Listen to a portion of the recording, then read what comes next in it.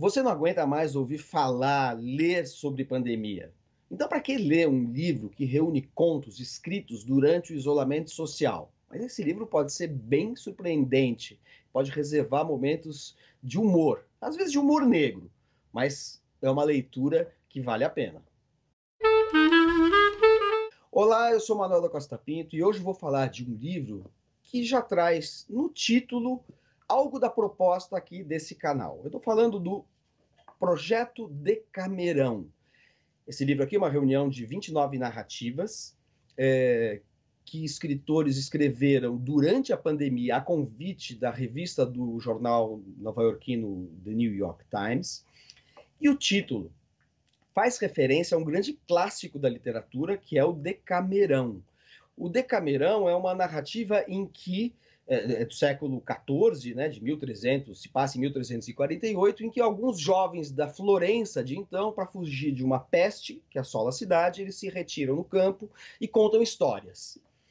Então, o Decamerão original, do Giovanni Boccaccio, escritor do século XIV, tem a ver com o nosso contexto pandêmico. Então, os editores da revista do New York Times resolveram atualizar o Decamerão, convidando autores contemporâneos para escrever narrativas a partir também da experiência de viver numa pandemia. Então, eles estão reproduzindo na estrutura mais ou menos o que acontece no Decamerão do Boccaccio, na Florença do século XIV, ou seja, retirar-se da sociedade, da realidade e se refugiar na ficção. Bom, isso por si só traduz um pouco a proposta desse canal que eu faço aqui, em que eu estabeleço esse diálogo com vocês, porque se um livro do século XIV tem uma situação que diz respeito à nossa contemporaneidade no século XXI, isso prova que a literatura, mesmo a mais antiga, mesmo os clássicos, tem muito a ver com o nosso presente. Esse livro aqui é a própria expressão disso. Aliás, eu vou fazer outro vídeo sobre o Decamerão original do Boccaccio, porque vale a pena, é um dos grandes livros da história da literatura universal. Mas vamos aqui ao nosso projeto Decamerão, que tem como subtítulo 29 Histórias da Pandemia. Esses 29 relatos são escritos em geral por autores norte-americanos ou radicados nos Estados Unidos. Tem alguns estrangeiros também. Tem, por exemplo, a marroquina Leila Slimani, marroquina de dupla nacionalidade, francesa também. Tem o moçambicano Mia Couto, que escreve em português. E tem o Julian Fuchs, que é um escritor brasileiro muito conhecido. Eu vou falar dele daqui a pouquinho. Mas, em geral, os autores são ou americanos ou radicados nos Estados Unidos. E, de uma maneira geral, essa coletânea aqui, o Projeto Decamerão, tem obras escritas em língua inglesa. Na verdade, as semelhanças do Decamerão do Boccaccio, da literatura italiana, e este projeto Decamerão, elas ficam meio pelo título, né? Porque tem pouco a ver, o espírito da obra original tem pouco a ver com o espírito desta obra aqui.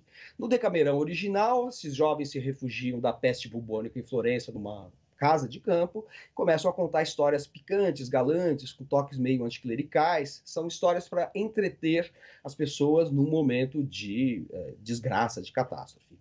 Aqui, as histórias são narradas de uma maneira muito menos homogênea do que as histórias criadas pelo Boccaccio, embora do Boccaccio haja vários narradores. Aqui são muito mais heterogêneas, porque são 29 autores diferentes. Então, é mais a moldura, a ideia de se refugiar da pandemia na literatura que estabelece uma conexão entre o Decamerão original e o projeto Decamerão. Na verdade, tem um único texto, e talvez seja um dos melhores textos dessa antologia publicada nos Estados Unidos e aqui no Brasil pela editora Rocco. Tem um dos textos apenas que faz referência explícita ao Decamerão do Boccaccio. É um texto chamado Griselda a Impaciente, da escritora canadense Margaret Atwood. Aliás, a Margaret Atwood é autora do romance que deu origem àquela série Os Contos da Aia, né, que é uma distopia que fala de um mundo tomado por um puritanismo que transforma as mulheres em parideiras e as mulheres do povo, né, enquanto as mulheres das classes dominantes não têm relações sexuais. É uma espécie de distopia misógina e opressiva, que não está longe de se realizar. Bom, mas de qualquer maneira, Margaret Atwood é uma escritora canadense muito ferina, muito ácida em relação à realidade contemporânea, e ela cria uma personagem chamada Griselda, a impaciente, que dá título ao seu conto, que no fundo é extraída, e essa é a única menção em todo esse livro aqui, Projeto Decameron, ao livro do Boccaccio, é extraída de uma das personagens de uma das novelas que estão incluídas no Decameron original. Só que a Griselda do Decameron, ela é uma heroína de uma classe subalterna e se submete às arbitrariedades de um marido, que é um marquês, e que deseja fazer ela passar por provações para mostrar sua devoção. Então tem um sentido ali ambíguo e moral no original do Boccaccio. Aqui a Griselda, da Margaret Atwood, na verdade não é apenas uma personagem, são duas gêmeas chamadas Griselda. Só que uma é a Griselda a paciente e a outra é a Griselda a impaciente. A Griselda paciente, na verdade, dentre essas duas gêmeas, é uma mulher que está a ponto de se casar com um noivo que é um homem snob e abusivo, como no caso da narrativa original do Boccaccio, e que quer ter relações sexuais meio violentas com a sua futura noiva e provoca a reação da irmã gêmea que fica na tocaia assim, e arma uma grande vingança, uma vingança sangrenta, revertendo um pouco o sentido do original. Enquanto na Griselda do Decameron do Boccaccio a mulher se submete, aqui a irmã gêmea da mulher que está sendo abusada arma uma grande vingança que mostra um pouco o sentido dessas narrativas, a atualização dessas narrativas em relação a modelos anteriores. Ou seja, aqui é uma vingança feminina contra os abusadores, tocando num tema aí que tem a ver com uma situação contemporânea, né, de misoginia, violência doméstica, violência contra a mulher, estupro e por aí vai. Um detalhe importante nessa narrativa da Margaret Atwood é que não apenas é uma história de duas mulheres, duas gêmeas que reagem a um pretendente abusivo de uma delas, mas como essa narrativa é contada do ponto de vista de um extraterrestre.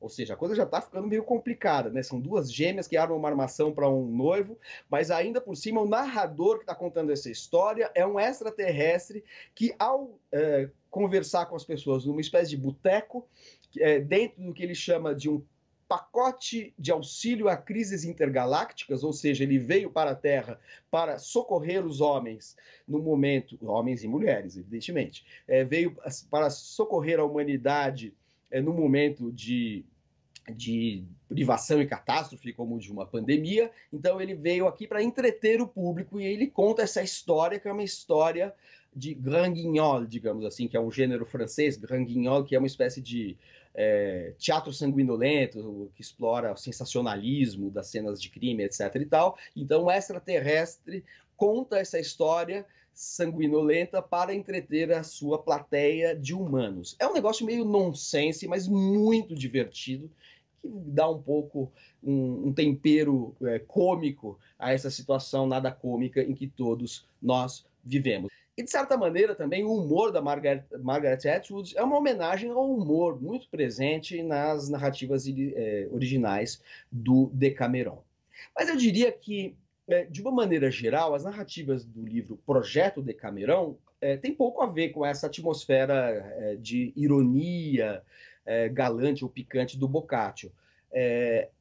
Os narradores, os escritores do Projeto Decameron, convidados pela revista do New York Times para escrever narrativas ou contos durante a pandemia, eles aproveitam o contexto da epidemia para falar de temas muito contemporâneos. Assédio sexual, como apareceu na Margaret Atwood, já aparece em outras narrativas, racismo, fundamentalismo, e por aí vai. Mentira, fake news, tudo isso está presente nesse Projeto Decameron. Então o Projeto Decameron é um compêndio das mazelas contemporâneas vistas com muita ironia. Vou dar dois exemplos. Tem uma narrativa de uma escritora californiana chamada River Solomon, uma narrativa intitulada Garotas Prudentes, que narra a história de uma jovem negra que tem uma tia que é testemunha de Jeová, e essa tia justifica a doença como uma espécie de praga divina. Ela diz assim para a sobrinha: nada vai impedir o Armagedon.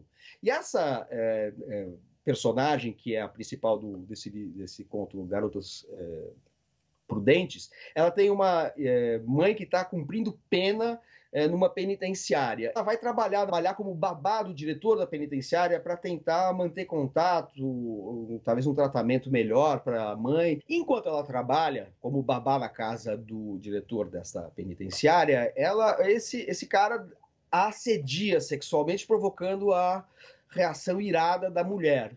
E daí cria-se uma crise conjugal, e o diretor da penitenciária acha que, por conta da pandemia, ninguém presta atenção em outros crimes, né?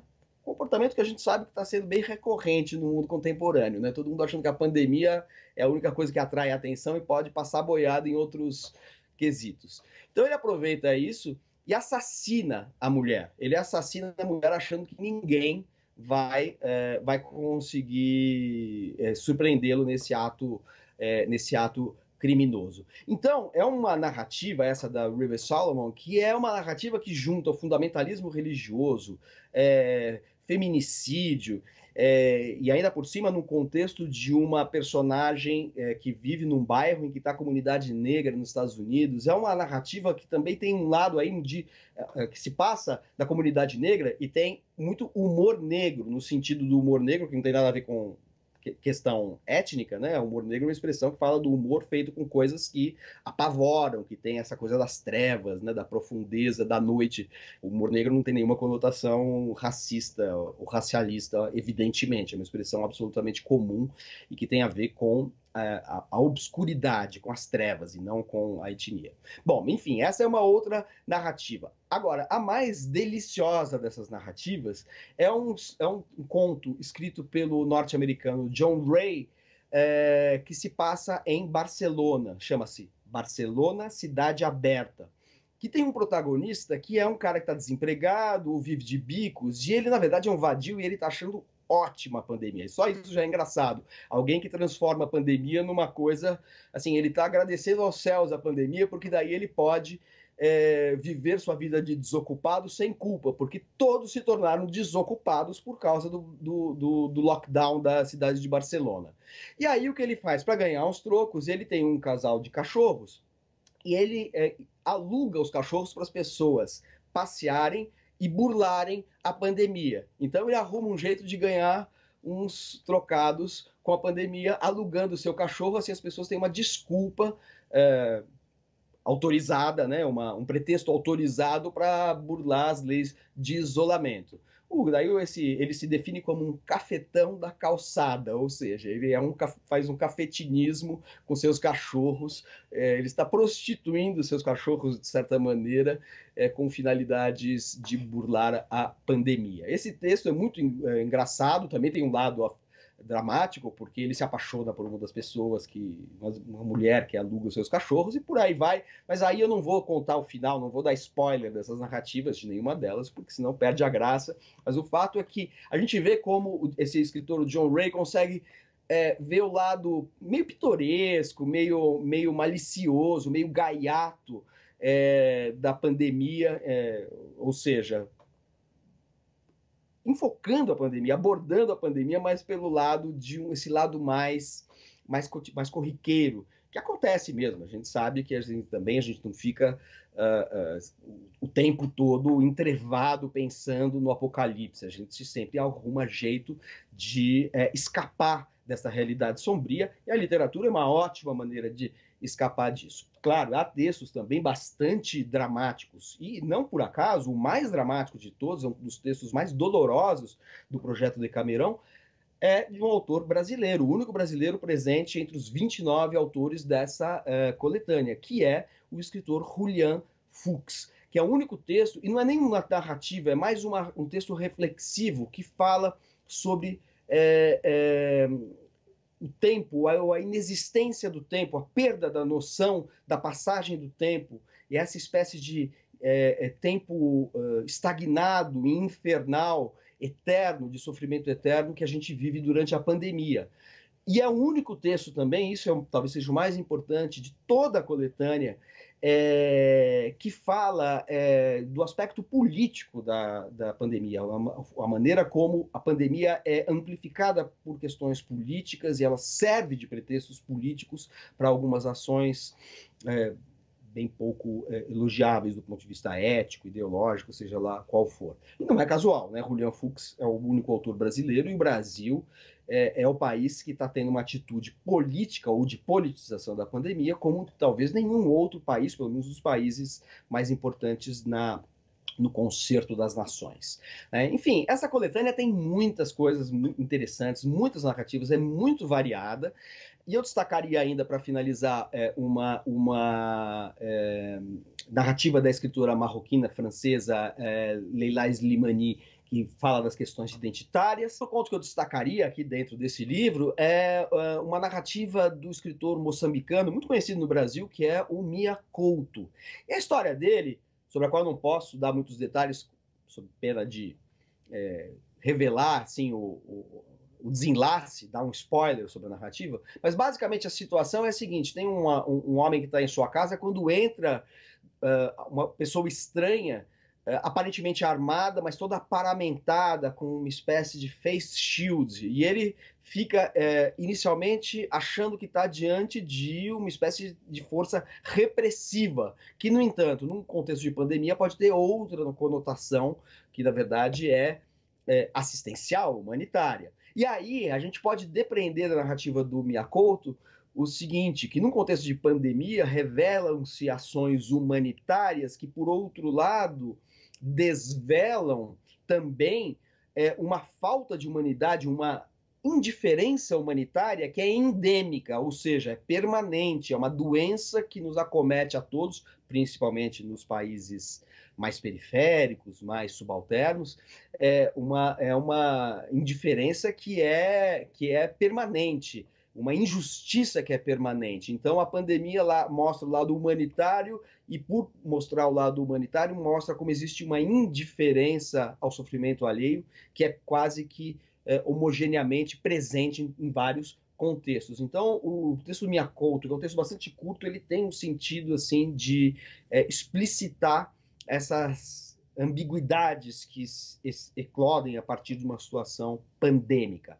Mas para finalizar com uma nota mais, digamos assim, mais leve ou mais bem-humorada, eu citaria um conto do escritor israelense Etgar Keret, que é um escritor muito interessante. Ele esteve inclusive na Flip aqui no Brasil, e é um escritor que tem um lado meio kafkiano. Ele faz sempre narrativas muito curtas, mostrando o nonsense, o absurdo do nosso mundo cotidiano, contemporâneo. E aqui a gente tem uma narrativa que inverte um pouco uma situação recorrente em diferentes países, que é a seguinte: as pessoas no lugar ficcional que ele cria são tão obstinadamente seguidoras das regras de respeito às leis sanitárias, que a polícia é obrigada a entrar na casa das pessoas para desalojar as pessoas, porque mesmo depois de suspensas as proibições sanitárias, as pessoas não querem sair de casa, não querem sair, ninguém quer ir para bar, ninguém quer ir para balada, ninguém quer ir para restaurante, ninguém quer ficar na rua de jeito nenhum, tá todo mundo ciosamente fechado em casa para preservar a saúde coletiva, etc. e tal, e a polícia tem que investir contra as pessoas para desalojá-las de casa. Ou seja, uma situação absurda, porque é uma espécie de mundo às avessas que o Etgar Keret imagina, um pouco a maneira do Kafka, e que explicita, através do absurdo ficcional, o absurdo habitual com o qual nós convivemos. Bom, enfim, essas narrativas do projeto Decamerão são narrativas muito interessantes, elas têm várias tônicas, várias incidências, mas, sobretudo, é a prova de que a literatura faz a gente contemplar as nossas mazelas e tragédias, às vezes aprofundando e destrinchando as razões da nossa condição, mas também oferecendo momentos de ironia, de olhar do lado de fora, que flagra os aspectos cômicos, às vezes tragicômicos, às vezes simplesmente singelos porque a realidade individual sempre ela tem uma complexidade intrínseca que contrasta com um contexto mais homogêneo, um contexto mais coletivo. Então, as narrativas do projeto Decamerão, de um lado, mostram como a literatura pode abordar a realidade que nos é familiar, sempre de um viés diferente, né, com um ponto de vista diferente, e imaginar também formas de escapatória da realidade que fazem da própria literatura uma forma de se transportar para uma outra realidade, aliviando essa na qual nós estamos sendo inseridos e esmagados. A literatura tem essa dupla função, né?